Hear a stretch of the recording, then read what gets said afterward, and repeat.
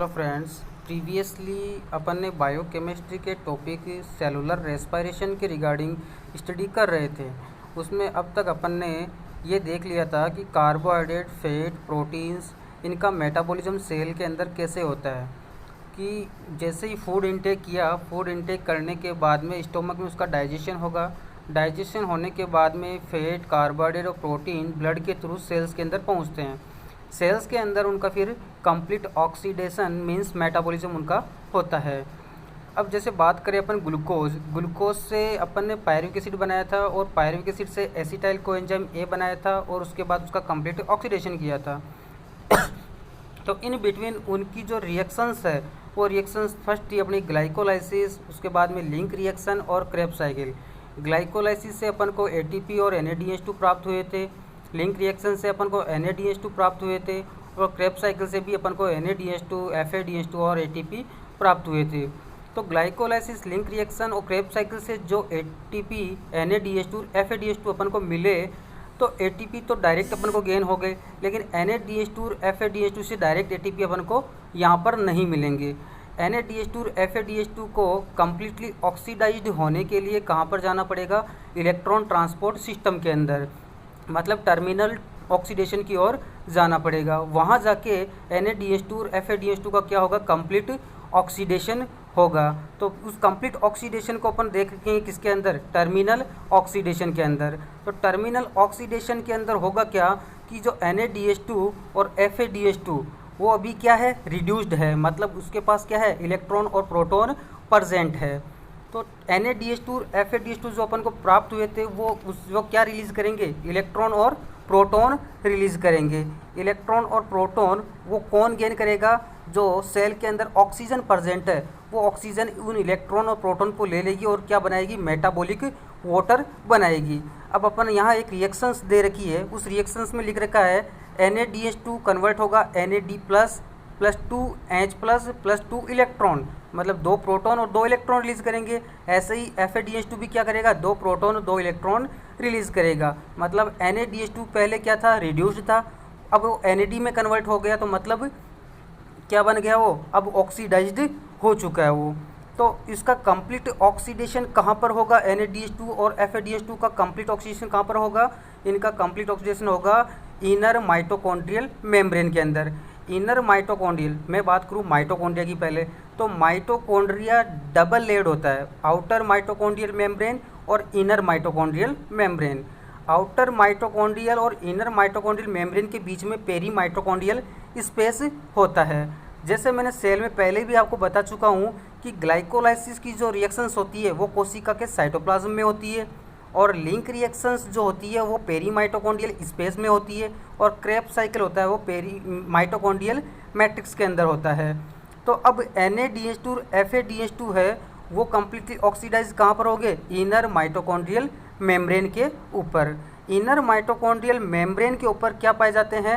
Respiratory chain पाई जाती है, मतलब इलेक्ट्रॉन को ले जाने के लिए कैरियर प्रेजेंट रहते हैं, इलेक्ट्रॉनिक कैरियर उनको बोलते हैं। NADH2 और FADH2 जो इनर माइटोकॉन्ड्रियल मेम्ब्रेन पे प्रेजेंट है, जो अपन को क्रेब्स साइकिल, लिंक रिएक्शन और ग्लाइकोलाइसिस में प्राप्त हुए थे, वो NADH2 और FADH2 सबस्ट्रेट का काम करेगा। सबस्ट्रेट उन्होंने अपने इलेक्ट्रॉन और प्रोटॉन जो है वो किसको देंगे? कैरियर को देंगे। उन कैरियर जो वो कैरियर कहाँ प्रेजेंट है? वो कैरियर प्रेजेंट है इनर माइटोकॉन्ड्रियल मेम्ब्रेन के ऊपर प्रेजेंट है। इनर माइटोकॉन्ड्रियल मेम्ब्रेन पे जो जो कैरियर प्रेजेंट है वो सीक्वेंस से प्रेजेंट रहते हैं। फर्स्ट रहता है फ्लेवोप्रोटीन, जिसका दूसरा नाम है फ्लेविन मोनोन्यूक्लियोटाइड। देखा एक लाइन लिख रखी है, these are following carriers including in ETS। तो फर्स्ट है flavoprotein, second is FES protein, third is coenzyme quinone और फोर्थ इज साइटोक्रोम्स। अब साइटोक्रोम्स के अंदर भी अलग अलग कैरियर्स होते हैं, cytochrome B, cytochrome C1, cytochrome C, cytochrome A, cytochrome A3। ये सीक्वेंस में प्रेजेंट रहते हैं, मतलब फ्लेवोप्रोटीन का रेडॉक्स पोटेंशियल लो होता है, जबकि साइटोक्रोम A3 जो लास्ट में आएगा उसका रेडॉक्स पोटेंशियल हाई होता है। तो लो रेडॉक्स पोटेंशियल से हाई रेडॉक्स पोटेंशियल की ओर इलेक्ट्रॉन क्या करेंगे? मूव करेंगे। अब अलग अलग कॉम्प्लेक्स इसके अंदर प्रेजेंट रहते हैं, जो अलग अलग कॉम्प्लेक्स कैसे, कॉम्प्लेक्स फर्स्ट के अंदर, कॉम्प्लेक्स सेकंड, कॉम्प्लेक्स थर्ड और कॉम्प्लेक्स फोर्थ, 4 कॉम्प्लेक्स प्रेजेंट रहते हैं इन सीक्वेंस के अंदर। तो फर्स्ट कॉम्प्लेक्स में क्या करेगा, फ्लेवोप्रोटीन इलेक्ट्रॉन किससे लेगा, NADH2, मतलब NADH2 अपने इलेक्ट्रॉन किसको देगा, फ्लेवोप्रोटीन को। उसके बाद फ्लेवोप्रोटीन अपने इलेक्ट्रॉन किसको देगा, FES प्रोटीन को। फिर FES अपने इलेक्ट्रॉन किसको देगा, कोएंजाइम क्विनोन को। कोएंजाइम क्विनोन अपने इलेक्ट्रॉन किसको देगा, साइटोक्रोम को। अब साइटोक्रोम के अंदर भी सीक्वेंस से आगे ये चलते जाएंगे। इसी प्रकार FADH2 जो है वो अपने इलेक्ट्रॉन किसको देता है, डायरेक्टली कोएंजाइम क्विनोन को देता है। फिर कोएंजाइम क्विनोन से वो किस में जाएगा, साइटोक्रोम B, फिर C1, फिर A और A3 के अंदर आगे कन्वर्ट होता जाएगा। फिर उसको इलेक्ट्रॉन को कौन ले लेगा, ऑक्सीजन गेन कर लेगी। अब इन कॉम्प्लेक्स जो ये सीक्वेंस प्रेजेंट है रेस्पिरेटरी चेन का, इसके अंदर जो ATP फॉर्मेशन कहाँ कहाँ पर होते हैं, तो ATP फॉर्मेशन की अगर अपन बात करें तो FMN एंड FES प्रोटीन है, वहाँ पर एक ATP मिलेगा अपन को। उसके बाद साइटोक्रोम B और C1 के बीच में एक ATP मिलेगा। फिर साइटोक्रोम A और A3 के बीच में एक ATP अपन को मिलेगा। ये यहाँ पे सीक्वेंस आपको दिखा रखी है, उस सीक्वेंस को मैं एक बार मार्क कर रहा हूँ। ये देखना, ये NADH2 अपने इलेक्ट्रॉन किसको दे रहा है, फ्लेवोप्रोटीन को। NADH2 ने अपने इलेक्ट्रॉन फ्लेवोप्रोटीन को दिया, फ्लेवोप्रोटीन ने अपने इलेक्ट्रॉन FES प्रोटीन को दिया, FES प्रोटीन ने अपने इलेक्ट्रॉन कोएंजाइम क्विनोन को दिया, कोएंजाइम क्विनोन ने अपने इलेक्ट्रॉन साइटोक्रोम B को दिया, B के बाद में फिर C1 को दिया, फिर C1 के बाद में C को दिया, फिर C के बाद में साइटोक्रोम A1 को दिया, फिर साइटोक्रोम A3 को दिया। ऐसे इलेक्ट्रॉन रेस्पिरेटरी चेन के थ्रू आगे ट्रांसफ़र होते रहते हैं। ये रेस्पिरेटरी चेन का जो कैरियर है ये कहाँ प्रेजेंट है, इनर माइटोकॉन्ड्रियल मेम्ब्रेन पे प्रेजेंट है।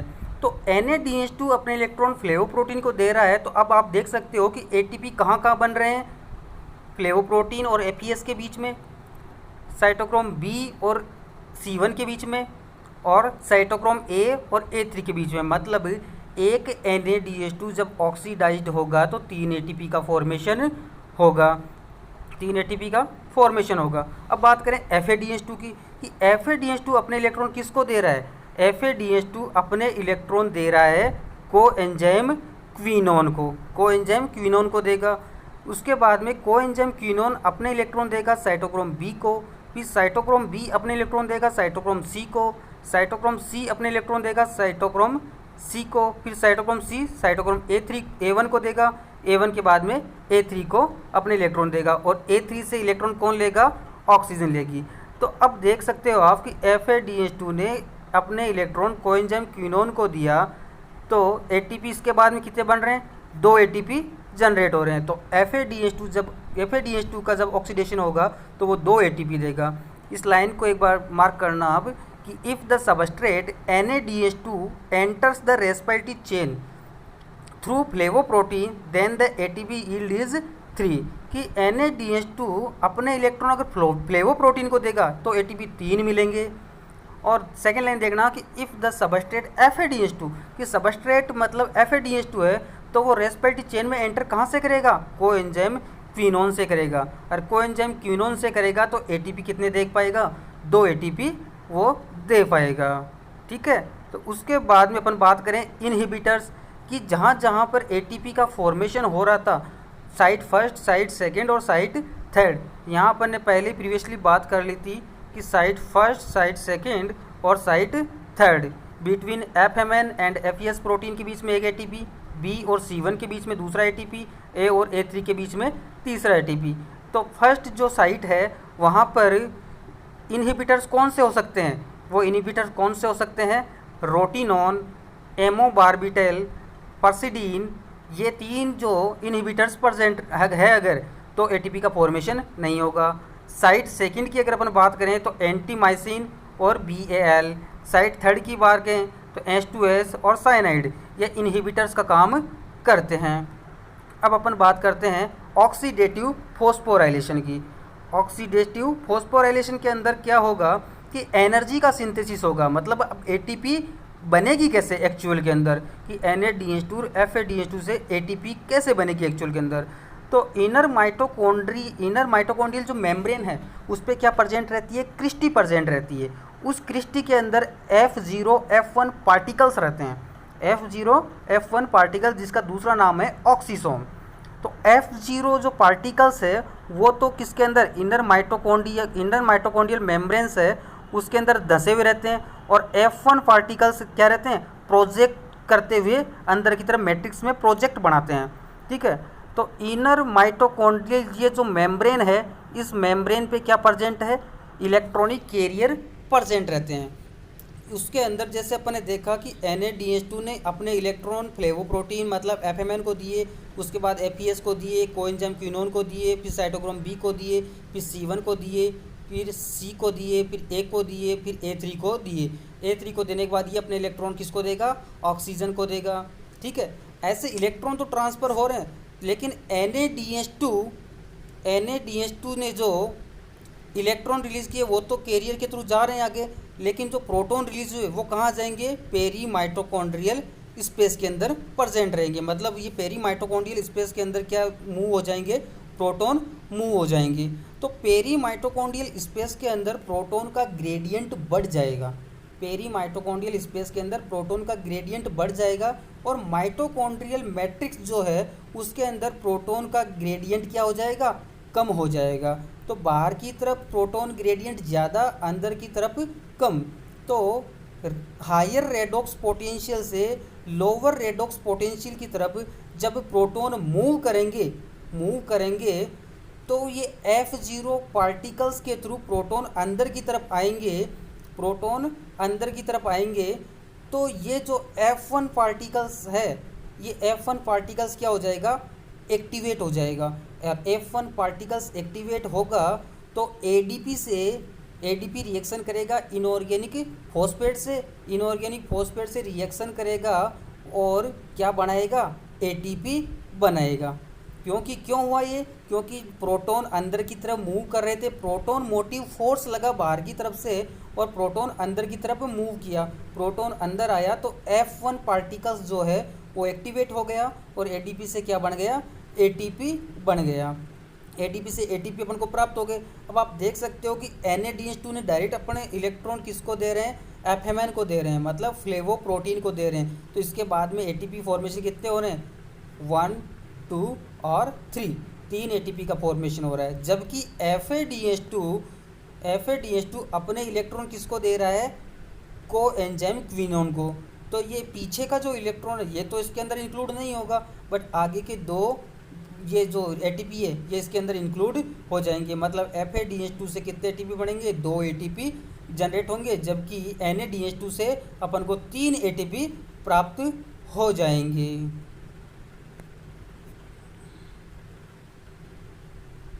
ये था अपना सेलुलर रेस्पिरेशन कि NADH2 कम्प्लीटली ऑक्सीडाइज्ड होकर अपन को 3 ATP देगा और FADH2 कम्प्लीटली ऑक्सीडाइज्ड होकर 2 ATP देगा। तब जाके अपन को ग्लूकोज के कम्प्लीट मेटाबॉलिज्म पे अपन को कितने ATP मिलते हैं, 38 ATP मिलते हैं। बट अपन ने ये भी पढ़ा होगा कि कभी कभार अपन को 36 ATP भी मिलते हैं। वो 36 ATP कैसे मिलते हैं कि कभी ऑप्शन में आता है 38 ATP, कभी ऑप्शन में आता है 36 ATP। तो कब तो 36 ATP मिलते हैं और कब 38 ATP मिलते हैं, उस चीज़ का कैसे अपन को पता पड़ेगा, उसके लिए अपन को पढ़ना पड़ेगा इलेक्ट्रॉन शटल सिस्टम पढ़ना पड़ेगा। 2 प्रकार के शटल सिस्टम होते हैं, एक तो ग्लिसरॉल फॉस्फेट शटल और मेलेट एस्पार्टेट शटल। इन 2 शटल की हेल्प से क्या होता है, अपन को ATP में जो वेरिएशन मिलेगा 36 का और 38 का, वो इन्हीं 2 शटल सिस्टम की वजह से मिलता है अपन को। तो कब तो अपन को 36 ATP मिलेंगे और कब 38 ATP मिलेंगे, इस चीज़ की अपन डिस्कस करेंगे नेक्स्ट वीडियो के अंदर। इन दिस टॉपिक अगर आपको कोई प्रॉब्लम है, कोई क्वेश्चन पुटअप करना है, तो आप कमेंट बॉक्स के अंदर अपना क्वेश्चन पुटअप कर सकते हैं या डायरेक्ट मेरे को व्हाट्सअप कर सकते हैं। Thank you.